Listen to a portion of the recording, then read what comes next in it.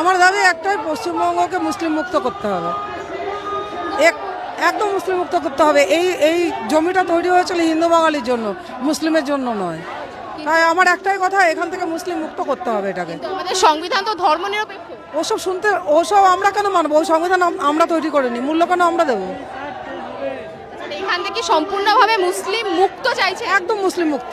পশ্চিমবঙ্গ না দেশ? না না, পশ্চিমবঙ্গ দেশ কেন হবে? ভারতের অংশ এটা। মানে না না, মুসলিম মুক্ত কোনটা চাইছেন, পশ্চিমবঙ্গটাকে না দেশ? অবশ্যই ভারত চাইছি, আপাতত পশ্চিমবঙ্গ।